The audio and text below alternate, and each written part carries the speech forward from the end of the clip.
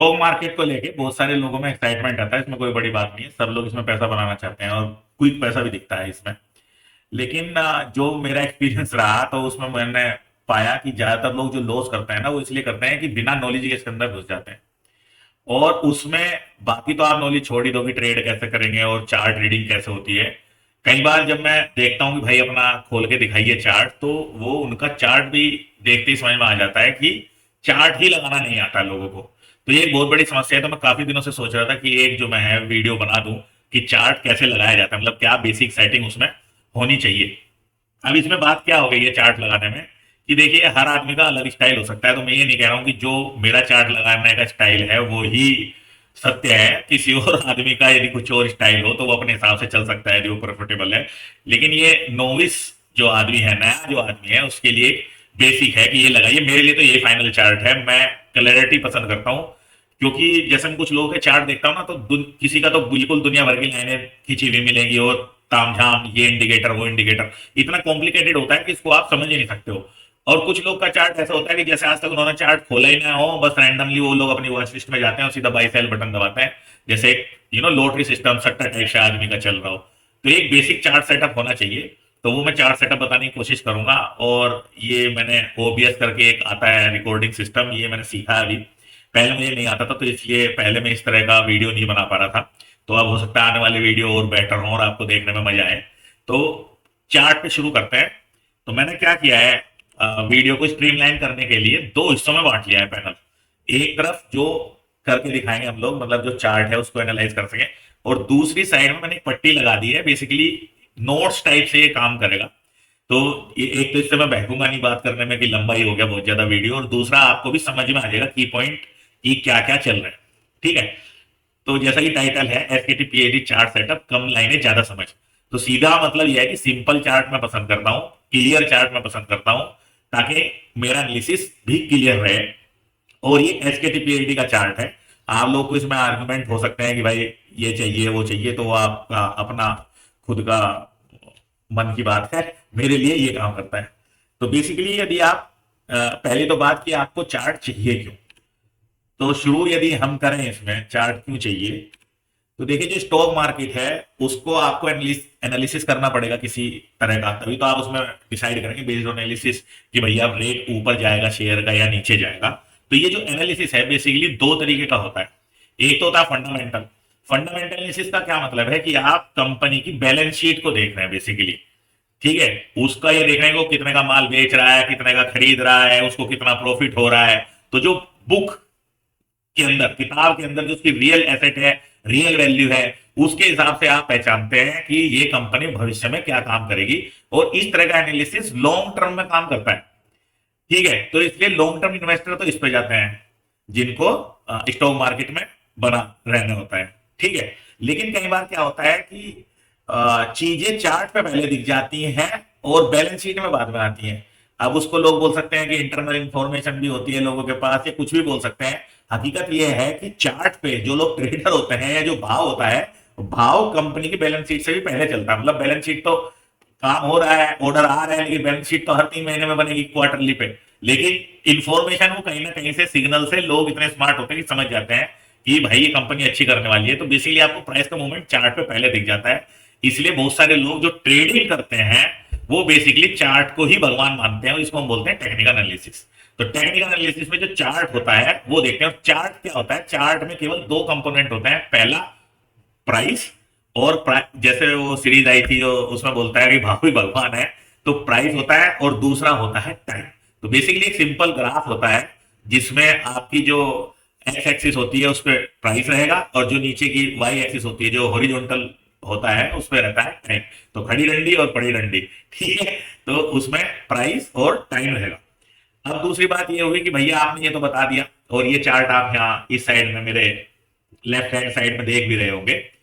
और क्लियरली यदि मैं दिखा दूं तो ये देखिए, ये प्राइस हो गया और ये यहाँ टाइम हो गया। ये अभी निफ्टी का चार्ट लगा है, इसमें कोई सेटिंग नहीं है। अभी मैं बेसिक से चालू करूंगा ताकि आप सब समझ पाए। ये तो एक रैंडम चार्ट खुला हुआ है। तो बेसिकली दो ही एक्सिस होती है इसमें, एक्स एक्सिस और वाई एक्सिस। ठीक है। अब हकीकत ये है कि आपको चार्ट में इसको ड्रॉ कैसे करेंगे। तो बेसिकली हाँ, जैसे माइक्रोसॉफ्ट वर्ड होता है और फिर गूगल वाले भी बनाते हैं वर्ड टाइप का एक सॉफ्टवेयर, उसमें आप जाके टाइप कर सकते हैं। कहीं नोटपैड होता है, तो सॉफ्टवेयर किसी भी कई कंपनियां बना सकती हैं उस सेम पर्पज के लिए। तो इसी तरह चार्ट को दिखाने के लिए भी कई कंपनियां हैं, दो तीन कंपनियां, लेकिन उसमें सबसे जो फेमस कंपनी है उसका नाम है ट्रेडिंग व्यू। तो ट्रेडिंग व्यू बेसिकली कुछ नहीं है, एक चार्ट को दिखाने का एक सॉफ्टवेयर है। और जितने डीमैट अकाउंट है, जो पॉपुलर डीमैट अकाउंट है, वो सब लोग इसके साथ कोलेबरेशन करे रहते हैं। और बेसिकली ट्रेडिंग व्यू ही जो शेयर मार्केट के डाटा को है उनके यहाँ एज ए चार्ट दिखाता है। जैसा ये जो है जीरोधा का पैनल खुला हुआ है, और इधर आप जो ये टीआई जीरोधा का पैनल खुला हुआ है, जो ये टीआई करके आप देख रहे हैं इधर चार्ट, ये दिखा रहा है चार्ट बाय ट्रेडिंग व्यू। तो यदि आपके जीरोधा में आप सेटिंग में जाएंगे और ट्रेडिंग व्यू नहीं दिखा रहा है, कोई और चार्ट दिखा रहा है, तो मतलब आपको सेटिंग से बदलना है। क्योंकि अभी तो मुझे पता नहीं, पर पहले दो तरह के चार्ट रखते थे, आई चार्ट और ट्रेडिंग व्यू। हो सकता है अभी भी ये वो रखते हो। तो यदि आपका आई चार्ट पर लगा है तो आप उसको जाके सेटिंग में ट्रेडिंग व्यू पे बदल सकते हैं। तो ये बात तो हो गई बेसिक। अब आता है कि भैया चार्ट में करना क्या है। ठीक है, तो चार्ट में सबसे पहले आता है टाइम फ्रेम। तो मैंने बोला दो ही डेटा होता है इसमें, एक हमने टाइम देखना होता है और दूसरा प्राइस देखना होता है। तो पहले जो ये नीचे वाली एक्सिस है, इसका एनालिसिस कैसे करेंगे टाइम फ्रेम का, तो उस पे चलते हैं। तो टाइम फ्रेम जो मैं रखता हूं, देखिए डिफरेंट लोग ट्रेड करते हैं डिफरेंट टाइम ड्यूरेशन पे, वो भी मैं डिस्कस करूंगा। तो इसमें आपको क्या करना है कि सेलेक्टेड टाइम फ्रेम रखने हैं अपने आचरण के अनुसार, मतलब अपनी नेचर के अनुसार कि आप किस तरह के ट्रेडर हैं। तो मेरा तो मानना यह है कि मैं जो पर्सनली यूज करता हूं, मैं केवल 5 टाइम फ्रेम यूज करता हूं, जो है 5 मिनट, 15 मिनट, 1 आवर, 4 आवर और वीकली। ठीक है, तो सबसे पहले चार्ट पे इसी को लगाना सीखते हैं। तो इसके लिए आपको क्या करना है कि टाइम यहां रहता है, यहां आप क्लिक करेंगे। पहली तो बात, यदि ये चार्ट जो है फुल स्क्रीन में आपका नहीं लग पा रहा है, तो यदि आप इधर ऊपर जाएंगे तो यहाँ कैमरे के बगल में एक ऑप्शन आता है पॉप आउट चार्ट, वहां क्लिक करके इसको आप फुल स्क्रीन में अपनी स्क्रीन पे कर सकते हैं। ये बेसिक नॉलेज है। जब ये फुल स्क्रीन पर हो जाए, बिना फुल स्क्रीन के भी सेटिंग हो जाएगी, लेकिन फुल स्क्रीन में देखने में अच्छा लगता है। और उम्मीद करता हूँ ये वीडियो भी आप टीवी पे या लैपटॉप पे या बड़ी टैबलेट पे देख रहे हो, तभी आपको ये समझ में आएगा। मोबाइल में उतना अच्छा नहीं दिखेगा वीडियो। तो टाइम सेट करने के लिए क्या करेंगे, आप इस पे आइए और जो आपको टाइम चाहिए उनको आपको फेवरेट करना है। फेवरेट करने का तरीका क्या है कि आप 5 मिनट पे जाइए और ये स्टार क्लिक कर दीजिए, तो ये आपका फेवरेट हो गया।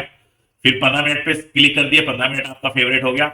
1 आवर पे क्लिक कर दिए, 1 आवर फेवरेट हो गया। 4 आवर पे क्लिक कर दीजिए और वीक पे क्लिक कर दीजिए और फिर हटा दीजिए। तो अब ये परमानेंट आपके 5 टाइम फ्रेम लग गए। तो ये हमारी पहली सेटिंग होगी। अब आपको क्विकली जब भी चार्ट देखना है, मान लिया आपको 5 मिनट के टाइम फ्रेम पे देखना है, तो ये 5 मिनट पे चला गया। 15 पे देखना है, 15 के लिए चला गया। अब इस चार्ट को आप कभी यदि बंद भी करते हैं तब भी, क्योंकि आपने फेवरेट लगा दिए, ये सेटिंग आपकी सेव हो गई है और आप इन्हीं 5 टाइम फ्रेम के बीच में फटाफट बदल सकते हैं, बजाय वो पूरी लिस्ट खोलने के। तो टाइम बचता है। ठीक है, अब चक्कर ये है कि भाई ये जो हमने 5 टाइम फ्रेम लिए, तो क्यों लिए, इसका क्या मतलब है। तो बेसिकली जो 5 टाइम फ्रेम है, इनको ऐसे डिवाइड कर सकते हैं हम लोग कि 5 मिनट, 15 मिनट, 1 घंटा और 4 घंटा। ये बेसिकली ट्रेडर लोगों का टाइम होता है, मतलब जो ट्रेड करते हैं। ठीक है, और जो वीकली चार्ट होता है, जो हफ्ते के डेटा को देखता है, वीक मतलब एक हफ्ते का डेटा, वो लोग इन्वेस्टर होते हैं। तो वो जनरली 6 महीने या साल भर टाइप से ट्रेड लेते हैं। और जो ये बाकी के 4 टाइम फ्रेम है, वो छोटे लेवल पे ट्रेड लेते हैं, मतलब बेसिकली कुछ मिनट से लेके और घंटों और दिनों के लिए। वो जनरली महीनों में नहीं जाते हैं। तो ट्रेडर का मतलब है महीने से कम का ट्रेड रहता है ज्यादा। ठीक है, अच्छा, अब इसमें भी जो टाइम फ्रेम है, इन 4 टाइम फ्रेम के भी अंदर कैटेगरी है। जैसे जो 5 मिनट, 15 मिनट और 1 घंटे का टाइम फ्रेम है, ये लोग इंट्राडे ट्रेडर पसंद करते हैं। इंट्राडे ट्रेडर का क्या मतलब है कि सुबह मार्केट खुलता है 9:15 पे और 3:30 पे बंद होता है। तो ये लोग उसी टाइम पे सुबह ही लेना और शाम तक बेचना, या इसी टाइम के बीच में लेना और बेचना इनका उसी दिन पे, सेम डे पे खत्म होता है, इसलिए इनको बोलते हैं इंट्राडे ट्रेडर। ठीक है, लेकिन जो 4 घंटे पे ट्रेड करते हैं वो लोग इंट्राडे ट्रेडर नहीं होते, क्योंकि एक दिन में 4 घंटे का 2 ही हिस्से होते हैं ना, मतलब 6.5 घंटे का लगभग सेशन होता है। तो उसमें 4-4 घंटे की 2 ही वो बनेंगे सेशन, फर्स्ट हाफ और सेकंड हाफ। तो 4 घंटे वाला जो आदमी ट्रेड करता है वो सेम डे ट्रेड नहीं करता है, क्योंकि यदि वो 4 घंटे में सपोज 1 बजे कोई ले रहा है, तो मुश्किल से ऐसा टाइम होगा कि उसको 3:30 बजे अपनी पोजीशन काटनी पड़ जाए। तो बेसिकली वो अगले दिन के लिए ले रहा है, उससे भी ज्यादा दिन के लिए ले रहा है। इसलिए मैं 4 घंटे की मनी को बोलता हूं बिग मनी या सीरियस मनी, क्योंकि ये वो आदमी है जो एक दिन से ज्यादा का सोच रहा है। और जब वो एक दिन से ज्यादा का सोच रहा है तो उसकी पोजीशन की एक वैल्यू है। इसलिए इन पांचों चार्ट में जो सबसे इंपॉर्टेंट चार्ट होता है वो 4 घंटे का चार्ट होता है, क्योंकि 4 घंटे का चार्ट एक ऐसी जगह बैठा हुआ है जो क्लियर डिमार्केशन कर देता है कि अब पैसा जो है इंट्राडे वाला नहीं रहा है, ये यहां से नेक्स्ट डे का भी हो सकता है और इन्वेस्टर का भी हो सकता है। उस 4 घंटे वाले आदमी का ट्रेड 1 दिन, 2 दिन, 4 दिन, हफ्ता, महीने तक भी चल सकता है। तो ये सीरियस मनी है जो आदमी 4 घंटे के चार्ट को देख के काम कर रहा है। ठीक है। अच्छा, चार्ट के बाद ब्रेक ये हम क्यों लगाते हैं ये 5, तो इसको बोलते हैं मल्टी टाइम फ्रेम एनालिसिस। तो बेसिकली आप किसी भी चार्ट पे काम करें, लेकिन आपको उसके साथ 2 और टाइम फ्रेम चाहिए होते हैं। ये बात समझने की जरूरत है। जैसे कि यदि आप थोड़ा बहुत बेसिक जानते हैं तो आपको पता होगा कि एक तो आपको ये देखना होता है कि मार्केट ऊपर जा रहा है कि नीचे जा रहा है, इसको बोलते हैं ट्रेंड। ठीक है। दूसरा, किस प्राइस पे जाके रेट ऊपर नहीं जा रहा है, वहां से बार बार नीचे ही आता है, उसको बोलते हैं रेजिस्टेंस। और किस प्राइस पे नीचे से बार बार ऊपर चलने लगता है, मतलब पलट जाता है, उसके नीचे नहीं जाता है प्राइस, उसको बोलते हैं सपोर्ट। ये मैं सीधी जनरल भाषा में बता दे रहा हूं। ठीक है। तो इसमें क्या करना है आपको, जो ये टाइम फ्रेम है जो मैं बताना चाह रहा हूं, मल्टी टाइम फ्रेम एनालिसिस। तो बेसिकली जैसे ऑप्शन ट्रेडिंग का हम एग्जांपल लेते हैं, तो ऑप्शन ट्रेडिंग में जो बढ़िया टाइम फ्रेम होता है वो 15 मिनट का टाइम फ्रेम होता है। उसके नीचे के जो लोग होते हैं वो स्कैल्पर वगैरह होते हैं, तो उनको छोड़ दीजिए। जो इंट्राडे भी करते हैं वो 15 मिनट को देख के चलते हैं। इंट्राडे चाहे वो शेयर में करें या ऑप्शन में करें, इंट्राडे के लिए जो स्टैंडर्ड टाइम चार्ट होता है वो 15 मिनट का होता है। लेकिन 15 मिनट के चार्ट पे भी आप ट्रेडिंग कर रहे हैं, देखिए जैसे अभी ये जो चार्ट लगा हुआ है ये 15 मिनट पे लगा हुआ है। ठीक है। तो 15 मिनट पे चार्ट में आप केवल ये देख सकते हैं एनालिसिस करने के लिए कि भैया आप मतलब चार्ट की जो डेटा है वो कैसे चल रहा है। लेकिन यदि सपोज आपको एंट्री बनानी है तो आपको जूम इन करने की जरूरत है, उसके अंदर जाने की जरूरत है, रिफाइन करके देखने की जरूरत है डेटा को। तो आप क्या करेंगे, 15 मिनट चार्ट के लिए 1 मिनट एक टाइम फ्रेम नीचे चले जाएंगे, एक लेवल नीचे, तो 5 मिनट में चले जाएंगे, तो आपको जो प्राइस जो है वो और नैरो उसमें दिखेगा। मतलब जो 15 मिनट का डाटा है, सपोज वो 100 से 120 रुपए के बीच में है, और आप यदि वहां एंट्री लेंगे तो आपको 20 रुपए के हिसाब से एंट्री लेनी पड़ेगी। 100 और 120 20 का ड्यूरेशन है। लेकिन यदि आप 5 मिनट पे चले जाएंगे तो वही कैंडल जो है आपको 100 और 120 की बजाय 100 और 105 दिख सकती है। तो बेसिकली 20 रुपए की बजाय आप केवल 5 रुपए के हिसाब से एंट्री करेंगे, तो वो रिफाइन कर देता है आपको। यदि आप स्टॉप लॉस की थ्योरी समझते हैं कि कितना पैसा मुझे रिस्क लेना है, तो बेसिकली आपके स्टॉप लॉस को रिफाइन करने का तरीका है कि आप एक टाइम फ्रेम नीचे जाके एंट्री लें। वहीं जो बड़ा टाइम फ्रेम है, जैसे 15 मिनट के चार्ट पे हमने करना है, तो 1 आवर के चार्ट पे आप ये देख सकते हैं कि ट्रेंड क्या चल रहा है। जैसे यहाँ ये जो है बुलिश था हरी कैंडल में, तो इससे आप ये अंदाजा लगा सकते हैं कि नेक्स्ट कैंडल भी शायद बुलिश हो सकती है बेस्ड ऑन 1 आवर। ठीक है। इसी तरह जो लोग इन्वेस्टर है और 4 घंटे के चार्ट पे करते हैं, तो जब आप 4 घंटे के चार्ट को देखेंगे तो एंट्री आपको 1 घंटे के चार्ट पे करनी है और ट्रेंड आपको वीकली चार्ट पे देखना है। वीकली चार्ट का मतलब देखिए ये वाला हफ्ता जैसे अभी रेड में चल रहा है, तो इसका चांस ये है कि नेक्स्ट हफ्ता भी रेड में चल सकता है। ठीक है। तो इसको बोलते हैं बायस। बड़े टाइम फ्रेम से आप ये लगाते हैं कि बड़े टाइम फ्रेम पे आने वाला समय क्या होगा, लेकिन वो ऐसा नहीं कि उसकी गारंटी है, एक इंडिकेटर है, एक डायरेक्शन आपको देता है। तो एक टाइम फ्रेम ऊपर वाले से आप डायरेक्शन देंगे जिस भी टाइम फ्रेम पर आप काम कर रहे हैं। तो जैसे यदि आप 15 मिनट पे काम कर रहे हैं तो 1 घंटे की कैंडल देख के आप ये एनालिसिस करेंगे कि अगले 1 घंटे में प्राइस किधर की तरफ चलेगा। इसी तरह यदि आप 4 घंटे पे काम कर रहे हैं तो आप वीकली चार्ट को देख के एनालिसिस करेंगे कि किस तरफ जाएगा। और एंट्री करने के लिए, क्योंकि आपको अपना स्टॉप लॉस रिफाइन करना है, तो एक टाइम फ्रेम नीचे आएंगे। इसी को बोलते हैं मल्टी टाइम फ्रेम एनालिसिस। तो बेसिकली ये यहां से आप फटाफट बदल सकते हैं। मेरे तो यही 2 मेन में यूज करता हूं, 15 मिनट और 4 आवर्स का। लेकिन यदि कोई आदमी 1 घंटे के चार्ट पे ट्रेड करना चाहे तो सेम फार्मूला वहां लगेगा। 1 घंटे चार्ट के लिए आप 4 घंटे के चार्ट पे अपना जो है बायस ढूंढिए कि डायरेक्शन किधर रहेगी, और 15 मिनट के चार्ट से आप एंट्री बनाइए। तो बेसिकली जो यहाँ 5 चार्ट लगे हैं, 5 टाइम फ्रेम लगे हैं, इसमें से कोई भी आप पकड़ लीजिए। एक टाइम फ्रेम वाला जो होगा नीचे वो एंट्री के लिए यूज करना है, और जो ऊपर वाला टाइम फ्रेम है वो ट्रेंड के लिए यूज करना है। तो आई थिंक ये हमने मल्टी टाइम फ्रेम एनालिसिस सीख लिया है। अब नेक्स्ट पॉइंट पे चलते हैं। जैसे कुछ लोग चार्ट में लगाते हैं वॉल्यूम। ठीक है। तो अभी मैंने केवल आपको टाइम फ्रेम लगाना यहाँ सिखाया, और बाकी ये बताया कि मल्टी टाइम फ्रेम एनालिसिस हम क्यों करते हैं, क्या उसका वैल्यू है। अब नेक्स्ट आता है वॉल्यूम। जैसे बहुत से लोग बोलते हैं प्राइस एक्शन में कि प्राइस के साथ साथ आप वॉल्यूम भी देखिए। ठीक है। स्पेशली जो स्टॉक और कैश मार्केट में ट्रेड करते हैं। तो मेरा पर्सनली जो मानना है, मैं वॉल्यूम को अपने चार्ट पे नहीं रखता हूं, मैं सिंपल चार्ट रखता हूं। वॉल्यूम मुझे पसंद नहीं है। और मैं जो बात कहता हूँ उसका मैं एक लॉजिक देता हूँ कि ऐसा नहीं है कि अपने मन से कुछ भी मान लो, एक उसके पीछे मेरी अंडरस्टैंडिंग है। तो चक्कर क्या है कि जो आपका प्राइस है, प्राइस तो हमेशा कंसिस्टेंट होता है। समझ रहे बात, प्राइस तो हमेशा कंसिस्टेंट होता है। वही शेयर चाहे एनएससी पे हो या बीएससी पे हो, आपको सेम ही प्राइस मिलेगा उसका। लेकिन क्या होगा, क्योंकि एनएससी बड़ा मार्केट है तो वहां वॉल्यूम पता चला शेयर का ट्रेड हो रहा है 1 लाख और बीएससी पे ट्रेड हो रहा है केवल 25,000, तो वॉल्यूम कंसिस्टेंट नहीं है, वो मंडी के हिसाब से बदल गया। जैसे छोटी सब्जी मंडी, बड़ी सब्जी मंडी, बड़ी सब्जी मंडी में जो है ट्रक के हिसाब से सब्जी बिक रही है और छोटी सब्जी मंडी में पता चला टेम्पो में बिक रही है, तो वॉल्यूम इनकंसिस्टेंट हो गया, लेकिन रेट वही है। समझ रहे हैं? तो प्राइस अपने आप में कंसिस्टेंट है, तो प्राइस तो इंपॉर्टेंट है ही, लेकिन वॉल्यूम उतना इंपॉर्टेंट नहीं बचा, क्योंकि उसका जो वॉल्यूम है वो एनएससी और बीएससी में अलग अलग हो सकता है। इसके अलावा दूसरा कारण ये है कि कोई भी शेयर आप जो खरीद रहे हो, एक तो वो इंडिविजुअल बिक रहा है खुद अपने आप में, दूसरा हो सकता है वो किसी इंडेक्स का हिस्सा हो। यदि वो इंडेक्स का हिस्सा है तो उसका मतलब वो है एटीएफ भी कहीं बिक रहा है, फिर उसको म्यूचुअल फंड वाले भी अलग से खरीद रहे हैं। तो बेसिकली जो आप चार्ट के नीचे वॉल्यूम देख रहे हो, वो वॉल्यूम 10 जगह बटा हुआ है। वो वॉल्यूम जैसे दो मार्केट के तो बीच में बटा हुआ है, उसके अलावा उसको खरीदने के तरीके में भी बटा हुआ है, तो उस हिसाब से भी वॉल्यूम कंसिस्टेंट नहीं होता। मान लिया अभी किसी ने एटीएफ के थ्रू निफ्टी 50 का कोई शेयर खरीद लिया, तो आप वहां देखते रहो कि रिलायंस में इतने शेयर का लेना देना हुआ है, लेकिन वहां कोई ईटीएफ के थ्रू भी वो जा रहा है, तो आपको इंस्टेंटली अपने चार्ट में जो नीचे वॉल्यूम देखते हैं उससे क्लियर पिक्चर नहीं मिलती है। फिर इसके बाद तीसरी चीज होती है बल्क डील, जो प्री ओपन मार्केट में जो बड़े लेवल पे शेयर बिकते हैं या मार्केट के लास्ट वाले टाइम में जो बिकते हैं, जो बल्क ऑर्डर आप समझते हैं, तो वो चार्ट में आपको लेट दिखाई देता है, बाद में समझ में आता है कि बल्क डील हो गई। तो इन सब कारणों की वजह से मैं वॉल्यूम को इतना इंपॉर्टेंस नहीं देता हूं और इसकी एनालिसिस में जरूरत नहीं पड़ती है। मेरे साथ ऐसा कई बार हुआ है कि ज्यादा वॉल्यूम को देख के मैंने एंट्री ली शेयर में, और उसके बाद वो फिर 20 दिन तक कंसोलिडेट ही होता रहा, और उसके बाद जो है ब्रेकआउट आया ही नहीं और फिर वो नीचे आ गया। जैसे एक थ्योरी होती है ना कि वॉल्यूम बढ़ेगा और उसके बाद वॉल्यूम स्क्वीज होगा, और जब वॉल्यूम पूरा ड्राई हो जाता है तब एंट्री आती है, वो काम नहीं करता है। मेरे लिए तो नहीं काम किया है वो। मैं तो भाव को ही भगवान मानता हूँ, सपोर्ट रेजिस्टेंस इन्हीं को देख के चलता हूँ, उस हिसाब से हम लोग मतलब मैं काम करता हूँ।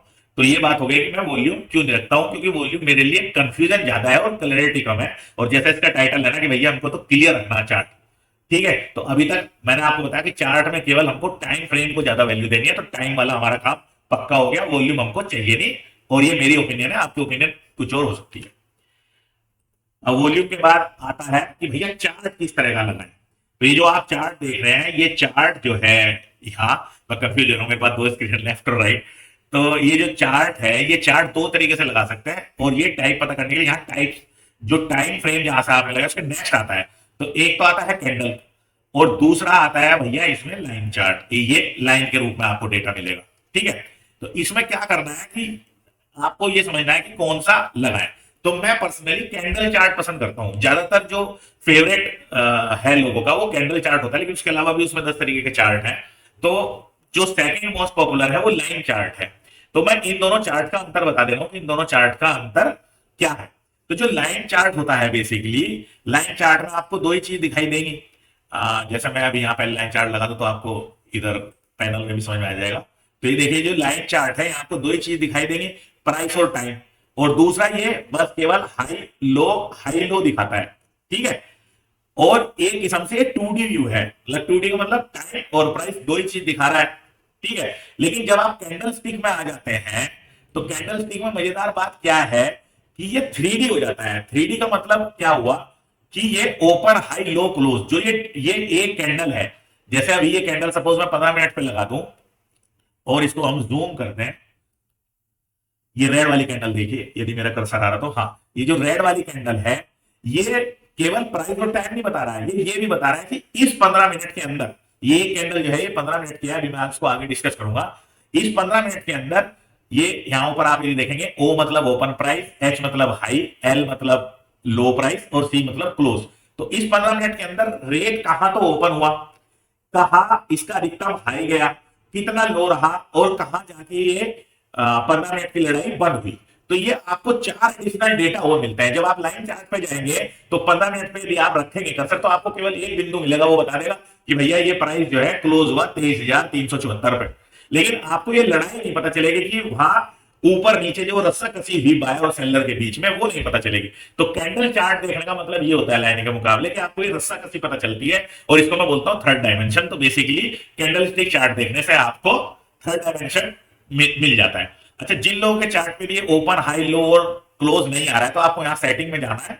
सेटिंग में जाके आप स्टेटस लाइन में जाइए और यहाँ बार चेंज वैल्यू आता है, इसको क्लिक करने के परसेंटेज दिखाने लगेगा और चार्ट वैल्यू दिखाएंगे तो ये कैंडल की, उस पर्टिकुलर कैंडल की जिस पर आप कर्सर लाएंगे वैल्यू दिखाने लगेगा। बार चेंज वैल्यू का मतलब होता है कि पिछले बार के मुकाबले, पिछले कैंडल के मुकाबले इस कैंडल में कितना जो है प्राइस का चेंज हुआ है। जैसे जिस कैंडल पर हम रखे हैं उसमें लगभग 3% का चेंज होगा।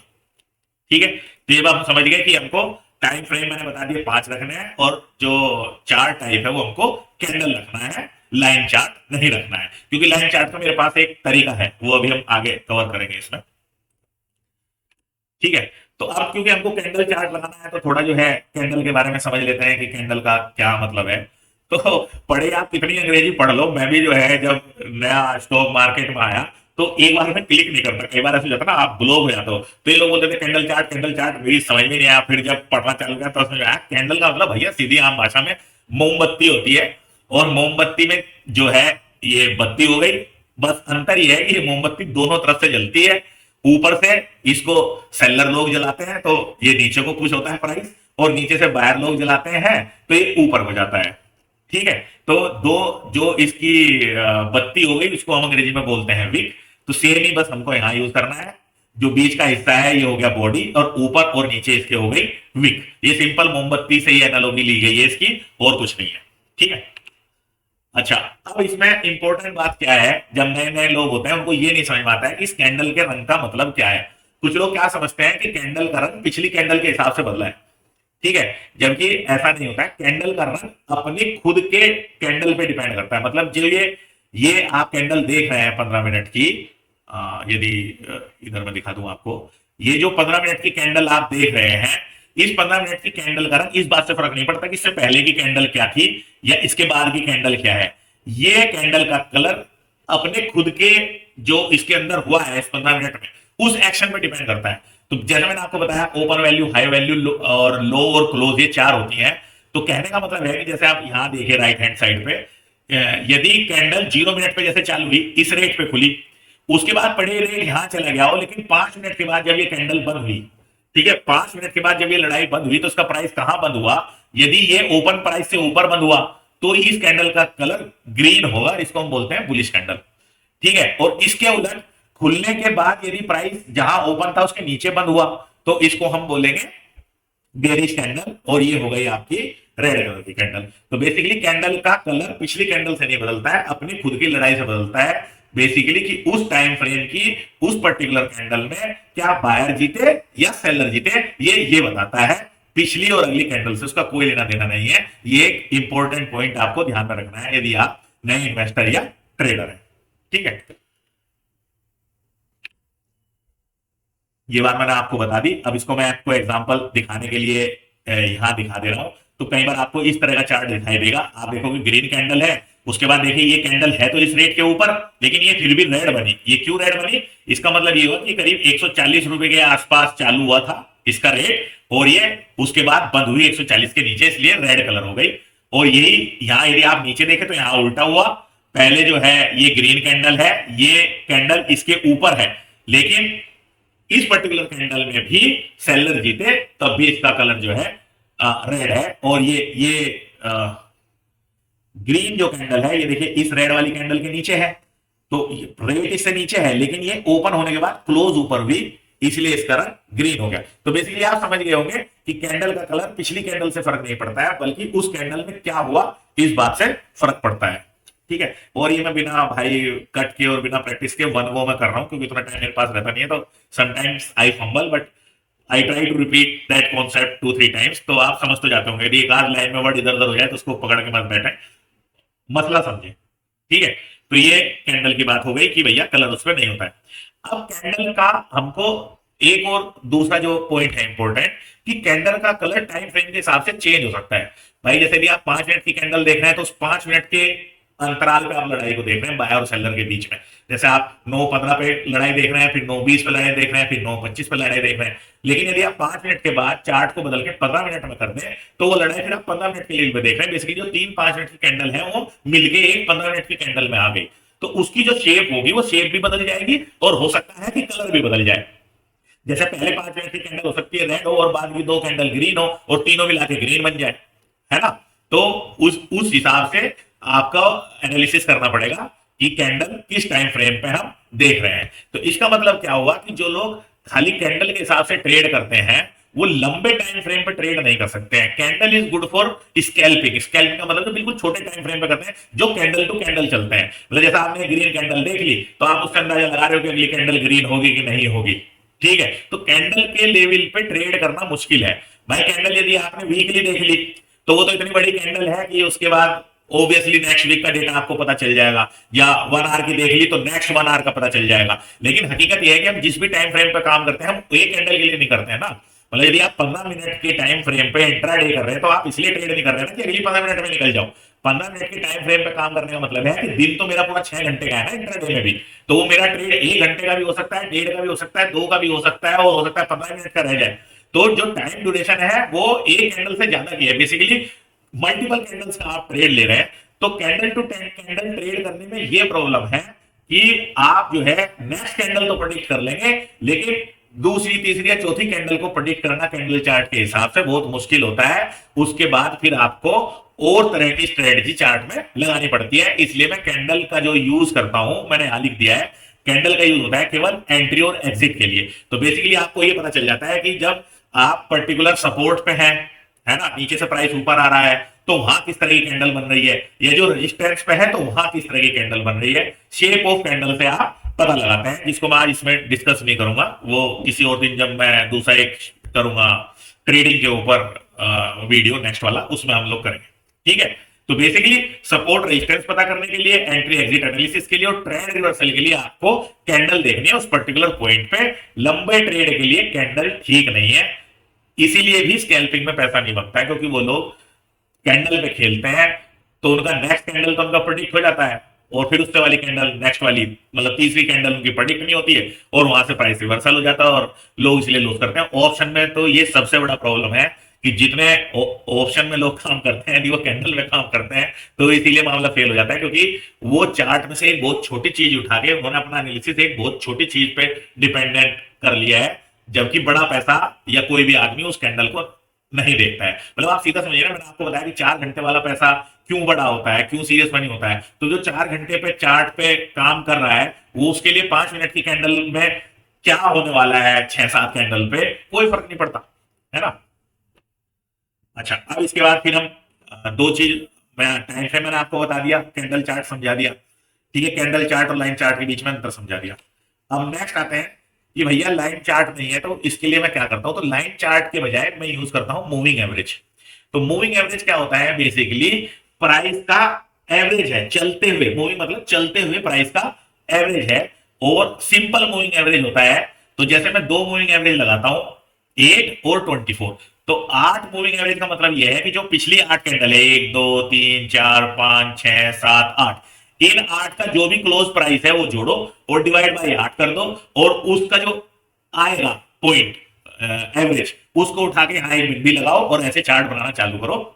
तो जो लोग थोड़ा बहुत मैथमेटिक्स पढ़े हैं वो समझ गए होंगे। तो इसको बोलते हैं सिंपल मूविंग एवरेज। इसको लगाने का तरीका क्या है कि आप यहाँ इंडिकेटर में जाइए, इंडिकेटर में जाने के बाद आपको डबल मूविंग एवरेज लिख देना है। तो डबल का मतलब है 2 एंट्री एक साथ आपकी ले लेगी और जो भी चीज आप यूज करें उसको फेवरेट कर दीजिए तो फिर वो भागेगी नहीं चार्ट से बार बार। और ये डबल मूविंग एवरेज क्लिक कर दीजिए, मैंने 2 बार गलती से क्लिक कर दिया तो ये 2 आ गए, एक आपने इसमें डिलीट कर देना है। इसके बाद अब आएंगे इसकी सेटिंग, ये देखिए 14 और 21 लिखा हुआ है सिंपल। तो अब इसकी सेटिंग 14 और 21 पे है, मेरा 8 और 24 है। कुछ लोग इसको जो है 9 और 27 रखते हैं, कुछ लोग 10 और 30 रखते हैं, वो सबका अपना मानना है। मेरा लॉजिक ये है कि इसको 1:3 रखना है, तो या तो आप इसको 9-27 रखिए या 8-24 रखिए, ठीक है, या 5-15 रखिए जिसको और जल्दी वाला काम करना है तो बेसिकली 1:3 रखिए। तो मैंने 8 और 24 कर दिया और मेरा इसमें फेवरेट कलर है जो 8 वाला मूविंग एवरेज है मैं उसको नीले रंग में रख लेता हूं और जो 24 वाला है उसको मैं ब्लैक कलर में कर लेता हूं। उसकी लाइन भी ठीक कर लेता हूं क्योंकि मेन गाइडिंग जो है मेरा वो 24 वाला मूविंग एवरेज है, ना कि 8 वाला। ठीक है, तो ये आपका जो है इंडिकेटर लग गया यहां पे। ठीक, अब मजे की बात क्या है कि आपने टाइम फ्रेम सेट कर लिया, इंडिकेटर सेट कर लिया। इंडिकेटर में जाके ये बगल में 4 स्क्वायर होते हैं, इसमें सेव इंडिकेटर टेम्पलेट कर सकते हैं आप। तो ये जो सेटिंग अब तक की हुई है, इस इंडिकेटर टेम्पलेट की सेटिंग हो जाएगी, ताकि आपका ये 8 और 24 बार बार भागेगा। तो सपोज ये मेरा मूविंग एवरेज है, तो मैं इसका नाम रख देता हूं एम, और इसको सेव कर देता हूं। ठीक है, सेव करने के बाद आप हाँ ये और इसको फेवरेट कर दीजिए। फेवरेट करने के बाद ये एम यहाँ दिखाई देने लगेगा। इसको मैं बताऊंगा इसका क्या यूज है। तो जैसे ही आप एम पे क्लिक करेंगे, आपकी सेटिंग सीधे सीधे ये आ जाएगी। जैसे 4 घंटे पे लगा दिया, ये 15 मिनट टाइम फ्रेम नहीं बदल रहा, इंडिकेटर बेसिकली वही रहेगा 8 और 24 वाला। ठीक है, तो इंडिकेटर टेम्पलेट में ये 8 और 24 आपका फिक्स हो गया। अच्छा, अब इसमें डबल मूविंग एवरेज जो करना है हमको, इसका क्या फायदा है? ठीक है, एक तो क्या है कि दो मूविंग एवरेज लगाने से आपको गियर चेंज पता चल जाता है। जैसे अभी आजकल जो ऑटोमेटिक गाड़ियां हैं, यदि आप उसको चलाएंगे तो आपको पता नहीं चलता है गाड़ी पहले गियर में चल रही है, दूसरे में चल रही है, तीसरे में चल रही है, कब स्विच हो रहा है वो पता नहीं चलता है, वो ऑटोमेटिक होता है। लेकिन जो लोग मैनुअल कार चलाते हैं उनको पता चलता है लिटरली कि अभी पहले में चली गई, दूसरे में चली गई, तीसरे में चली गई। तो शेयर मार्केट में जब आप काम करते हैं, आपको खाली ये नहीं देखना होता है कि ये ट्रेंड रेट का ऊपर जा रहा है कि नीचे जा रहा है, उसके साथ साथ आपने ये भी देखना होता है कि जो ट्रेंड है उसकी स्पीड क्या है। ठीक है, स्पीड भी इंपॉर्टेंस होती है, खासकर ऑप्शन के मामले में। यदि आप ऑप्शन बाइंग कर रहे हैं, यदि आपकी स्पीड नहीं होगी तो आपको डीके मार देगा, वो हम किसी और जगह कवर करेंगे। तो आपको स्पीड भी चाहिए होती है। तो ये दो मूविंग एवरेज लगाने से क्या मजे की बात होती है कि आपको स्पीड का पता चल जाता है। इसको मैं एज ए गियर यूज करता हूं। तो जैसे ये जो नीला है छोटा मूविंग एवरेज, जब ये ब्लैक के नीचे आ जाए, बड़े मूविंग एवरेज के नीचे, तब आप समझिए कि आपकी स्पीड स्लो हो रही है। ठीक है, और जब ये नीचे से जाए तब ये स्पीड बढ़ रही है। 15 मिनट का चार्ट थोड़ा जो है ये कंसोलिडेशन रेंज में चल रहा है, इसलिए अच्छा नहीं दिख रहा। तो हम क्या करते हैं, इसको 4 घंटे के चार्ट पे लेके चलते हैं, तो वहां क्लियरली समझ में आएगा। तो जैसा आप ये 4 घंटे के चार्ट पे गए, तब आप यहाँ देखिए, अप्रैल में देखिए 4 घंटे के चार्ट में, ये देखिए ये छोटे वाला मूविंग एवरेज है नीले वाला, ये जब ब्लैक को क्रॉस करे तो ये इस पॉइंट पे आके गियर चेंज हो गया। गियर चेंज हो गया तो ये देखिए प्राइस और तेजी से भागा। तो ये हमें डायरेक्शन तो मिली गई, लेकिन भागा तेजी से, इस बात का पता क्रॉसओवर से लगा। इसलिए मैं डबल मूविंग यूज करता हूं। तो इस नीली लाइन का केवल एक ही यूज है कि गियर ऊपर जा रहा है कि नीचे जा रहा है। बाकी ट्रेंड यदि मुझे पता करना है तो वो मैं 24 मूविंग एवरेज से ही लेता हूं। अब जैसा मैंने आपको बोला कि 4 घंटे का प्राइस जो है वो सीरियस मनी होता है, तो यदि आप 24 मूविंग एवरेज का मतलब है कि आप 4 घंटे की 24 कैंडल देख रहे हैं, जो लगभग 12 दिन का डेटा होता है। तो यदि आप ट्रेड कर रहे हो कैश मार्केट में, तो कम से कम आप ये तो लेके चलो कि मेरा ट्रेड जो है 10 से 12 दिन का हो सकता है। ठीक है, मूविंग एवरेज का मतलब है कि आप जिस भी चार्ट पे कर रहे हो उतने टाइम ड्यूरेशन के लिए आप लेके चल रहे हो। जैसे मान लिया मैं इसी को 5 मिनट का चार्ट कर दूं, तो 5 मिनट का चार्ट में 24 कैंडल में वो बैठेंगे, कितनी हो गई, 5 दूनी 10 और 5 चौक 20, 120, यानी कि 2 घंटे। तो 5 मिनट के चार्ट पे यदि मैं काम कर रहा हूं तो 24 जो मूविंग एवरेज है वो मुझे करीब 2 घंटे का पिछले का प्राइस दिखा रहा है एवरेज। तो 2 घंटे की विंडो लेके चल रहा है। तो ऑब्वियसली मैं यदि 5 घंटे के चार्ट पे भी ट्रेड कर रहा हूं तो मैं कम से कम 2 घंटे तक तो बैठने की कोशिश करूंगा ना, यदि मैं स्कैल्पर नहीं हूं नेक्स्ट कैंडल वाला, क्योंकि इसमें तो पैसा बनता नहीं है, ऐसा मेरा मानना है। ठीक है, तो उस हिसाब से मैंने 24 मूविंग एवरेज सेलेक्ट किया है कि आप किसी भी टाइम फ्रेम पे करो तो इतनी ड्यूरेशन के लिए मैं बैठ सकूं, यानी कि जिस भी चार्ट पे आप काम कर रहे हैं उसके 24 गुना टाइम का एनालिसिस आप देख सको।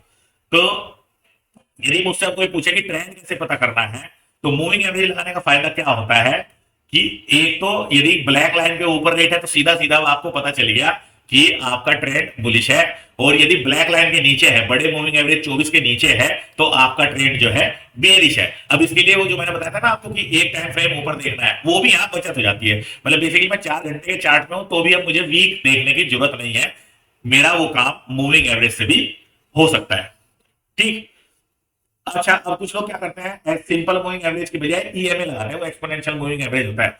तो मैं तो भैया सिंपल चीजें रखता हूँ। सिंपल मूविंग एवरेज हो गया अर्थमेटिक, और एक्सपोनेंशियल मूविंग एवरेज आ गया वही जहां ट्रिग्नोमेट्री घुस जाती है। तो मैंने तो 10वीं के बाद मैं छोड़ दिया था, मेरे को तब नहीं समझ में आया, तो अब क्या समझ में आएगा, तो बायोलॉजी का आदमी हूं।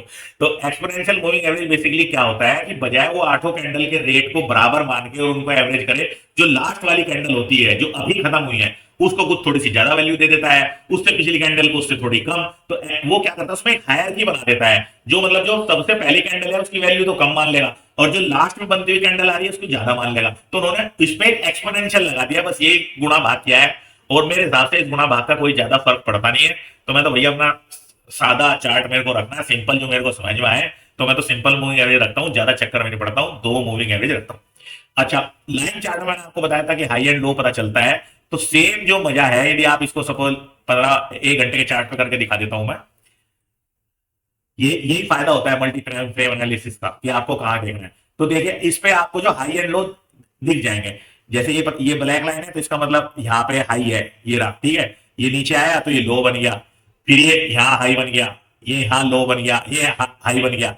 तो बेसिकली क्या है कि मूविंग एवरेज आपका एक किस्म से लाइन चार्ट बन गया है, और इसलिए मैं डबल मूविंग एवरेज को सबसे बेहतरीन इंडिकेटर मानता हूं। और ये किसी चीज पे डिपेंड नहीं करता, सीधा सीधा अपना प्राइस इसमें है। वैसे तो सारे इंडिकेटर या तो प्राइस से ड्राइव होते हैं या टाइम से ड्राइव होते हैं, कुछ वॉल्यूम से भी ड्राइव होते हैं बेसिकली, पर है तो प्राइस ही भगवान। तो मूविंग एवरेज जो है मैं केवल ये वाला देख के चलता हूं, ठीक है। अब मूविंग एवरेज के बाद नेक्स्ट आता है एक और इंडिकेटर जो मैं यूज करता हूं, उसका नाम होता है आरएसआई, रिलेटिव स्ट्रेंथ इंडिकेटर। तो उसके लिए क्या करना है, आपने इंडिकेटर में जाना है, आरएसआई लगा देना है, इसको फेवरेट कर लेना है और इसको बंद कर देना है, ठीक है। और ये लग गया आपका आरएसआई, ठीक। अच्छा, जो आरएसआई की सेटिंग है ये 14 टाइम फ्रेम पर काम करती है, 14 पे डिफॉल्ट। 14 का मतलब है कि पिछले 14 पॉइंट को देख रही है, यानी कि 14 कैंडल को देख रही है, चाहे आप किसी भी टाइम फ्रेम पर हो। इसमें मैं क्या करता हूं, अपर लिमिट अपनी 80 लगा देता हूं और जो लोअर लिमिट है वो 20 लगा देता हूं। वो अपर लिमिट को भी रेड कर लेता हूं और लोअर लिमिट को भी रेड कर लेता हूं, और ये कर दिया हमने ओके। और उसके बाद आपको जाके क्या करना है, यहाँ इंडिकेटर टेम्पलेट पे जाइए, इधर सॉरी सेम इंडिकेटर टेम्पलेट पे जाइए, क्लिक कीजिए और इस पे लिख दीजिए आर, हाँ, और सेव कर लीजिए और फेवरेट बना दीजिए इसको, ये आपने बना दिया फेवरेट। तो अब मजे की बात क्या होगी कि मुझे आरएसआई बार बार नहीं देखना होता, तो ये भी जगह लेता है। मैं केवल आरएसआई बस ये देख लेता हूं कि क्या इस टाइम मार्केट ओवरसोल्ड है कि ओवरबॉट है, मतलब लोग खरीदते खरीदते पागल हो चुके हैं या बेचते बेचते बहुत ज्यादा डर गए हैं। बस मैं इसी चीज की वैल्यू लेता हूं इसमें। बीच में चार्ट कहां नाच रहा है इससे मेरे को कोई फर्क नहीं पड़ता। तो मेरे लिए सिंपल मुझे ये देखना होता है कि भाई अभी ऊपर वाली लाइन पे टच हो गया है, तो अब मुझे ये समझना है कि क्या यहाँ सेलिंग की अपॉर्चुनिटी आ रही है, और यदि नीचे वाली लाइन पे टच हो गया तो क्या इस जोन में बाइंग की अपॉर्चुनिटी आ रही है। उसके बाद फिर मैं अपना जो है सपोर्ट रेजिस्टेंस देखना चालू करता हूँ, कैंडल देखना चालू करता हूँ। ये केवल एक किस्म से जो ऑपरेशन थिएटर के बाहर बल्ब नहीं चलता है वो, कि जब तक चल रहा है तो ऑपरेशन चल रहा है, बंद हो गया तो जो फिल्मों में देखा ना वो खत्म हो गया, बस वही है। ओवरसोल्ड और ओवरबॉट, ज्यादा एनालिसिस नहीं करना है। आरएसआई अपने आप में कोई बाई और सिग्नल सेल का इंडिकेटर नहीं होता है, और ये कैसे कैलकुलेट होता है वो मैं गणित आपको समझाने के लिए नहीं बैठा हूं, उसके लिए जिसको इंटरेस्ट है वो गूगल में जाके ढूंढ ले। लेकिन ये जो हमने दो यहाँ सेटिंग लगाई है, इसका मजेदार बात यह है कि जैसे मैंने सेव कर दिया, अब मुझे खाली आरएसआई मैंने देख लिया कि भैया इस जोन में चल रहा है, तो मैं सीधा एम पे क्लिक करूंगा तो मेरा आरएसआई भाग गया और मेरा चार्ट सिंपल बन गया। तो most of the time 90% of the time मेरा चार्ट ये रहता है जब भी मैं ट्रेड करता हूं या इन्वेस्टिंग के लिए पैसा डालता हूं। इससे ज्यादा मैं कुछ नहीं देखता हूं, टाइम फ्रेम और मूविंग एवरेज। और जब मुझे एंट्री बनानी होती है तो एंट्री बनाने से पहले मैं आरएसआई देख लेता हूं, उससे मुझे एक बार ये अंदाजा हो जाता है कि जो मैं एनालिसिस करने वाला हूं वो सही है कि नहीं है। तो यदि मैं इस पूरी चीज को समरी में डाल दूं तो मेरा चार्ट सेटअप बिल्कुल सिंपल है। टाइम फ्रेम आपने 5 रखने हैं, 5 मिनट, 15 मिनट, 1 घंटा, 4 घंटा और वीकली। और इंडिकेटर आपको 2 रखने हैं, सिंपल मूविंग एवरेज 8 और 24, और आरएसआई लगा के रखना है। बाकी सेटिंग मैंने आपको इसमें बता दी है। इसके अलावा छोटी मोटी सेटिंग होती है, जैसे आप यदि एक्सिस पे क्लिक करेंगे यहाँ पे, तो क्लिक करने के बाद लेबल्स आते हैं यहाँ पे। जैसे मैंने एक सेटिंग लगा रखी है count down to bar close. तो बेसिकली क्या होता है, जैसे आपकी कोई कैंडल चालू होगी उसका टाइम स्टार्ट हो जाएगा और आपको ये पता चल जाएगा कि ये कैंडल अभी बंद होने में कितना टाइम और बचा है। तो पहले मैं क्या करता था जब नया नया था, तो जैसे 5 मिनट की कैंडल पे वो लेता था ट्रेड, और कैंडल क्लोज होने से पहले निकल जाता था डर के मारे। तो अभी मैंने नियम बना लिया कि जब तक वो कैंडल बंद होके अगली कैंडल में ना घुस जाए तब तक मैं पूरा उस ट्रेड को लेता हूं। तो ये टाइम दिखा के मुझे वो तसल्ली मिलती है कि अच्छा चलो अभी 5 मिनट कैंडल में 30 सेकंड और बची है, तो मुझे अभी 30 सेकंड और बैठना है, रेस्पेक्टिव ऑफ रिजल्ट उसका चाहे कुछ भी, ठीक है। और मेरा कहना यह है कि ये तो मैंने बेसिक सेटिंग बता दी, लेकिन जैसे छोटे बच्चे वीडियो गेम से खेलते हैं ना, आप इस चार्ट से खेलो, इसमें कोई ऐसा चीज तो है नहीं आप इसमें क्लिक करोगे तो आपका कंप्यूटर उड़ जाएगा। एक मॉनिटर लो, कम से भी कम मिनिमम मॉनिटर जो आपको चाहिए 32 इंच लो। यदि आपको इससे सही से पैसा बनाना है ना, तो भाई 32 इंच का लो, और कोई हाईफाई लेने की जरूरत नहीं, 9-10 हजार रुपए में ठीक ठाक मॉनिटर मिल जाता है। तो 32 इंच आप मॉनिटर ले लो, 32 नहीं ले सकते तो 29 इंच ले लो। मैंने तो मेरे पास तो 3 मॉनिटर है, उनमें से एक 29 इंच मॉनिटर है, तो 29 ले लो, आ, या 27 ले लो, इससे छोटा तो ज्यादा छोटा हो जाएगा। 27 इंच का मॉनिटर ले लो, वो तो 7-8 हजार रुपए का ही आ जाएगा। उसके नीचे के उस पर मजा नहीं आता चार्ट देखने का, वहां जाके खेलो इन सेटिंग से। इसमें देखिए कि कहाँ से क्या बदलता है, क्या होता है। 2-4 दिन आप खेलेंगे तो अपने आप सीख जाएंगे। बेसिक चार्ट सेटअप मैंने आपको बता दिया है। अगला वीडियो में जो है एक ट्रेडिंग सेटअप पे डालने वाला हूँ, तो वहां हम लोग मिलेंगे। आई होप कि इस वीडियो ने आपकी मदद की हो। और मैं लिंक में एक कमेंट में एक लिंक डाल दूंगा। यदि आप इस तरह के फ्री कंटेंट को सपोर्ट करना चाहते हैं तो आप जाके वहां अपना सपोर्ट दिखा सकते हैं। बेसिकली एक छोटा अमाउंट है रेजर पे तो होता तो कुछ नहीं है, लेकिन खुशी मिलती है जब आदमी मेहनत करता है और ये सब बना के डालता है, तो कि भाई सामने वाले अप्रिशिएट कर रहा है। तो सी यू देयर। और बाकी भैया डिस्क्लेमर है कि मैं सेबी रजिस्टर्ड नहीं हूँ। जो भी मैं सिखा रहा हूँ भैया एजुकेशनल पर्पज के लिए है।